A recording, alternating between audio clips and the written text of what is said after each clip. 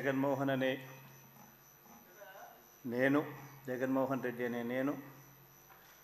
శాసనసభ సభ్యునిగా ఎన్నికైనందున శాసనం ద్వారా నిర్మితమైన భారత రాజ్యాంగం పట్ల నిజమైన విశ్వాసం, విధేయత చూపుతానని, భారతదేశ సార్వభౌమాధికారాన్ని, సమగ్రతను కాపాడుతానని, నేను స్వీకరించబోయే కర్తవ్యాన్ని శ్రద్ధాసక్తులతో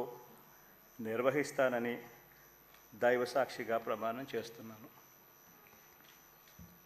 ఆంధ్రప్రదేశ్ శాసనసభ సభ్యుడైన వైఎస్ జగన్మోహన్ రెడ్డి అనే నేను సభా నియమాలకు కట్టుబడి ఉంటానని, వాటిని అనుసరిస్తానని, సభా మర్యాదలను పాటిస్తానని, సాంప్రదాయాలను గౌరవిస్తానని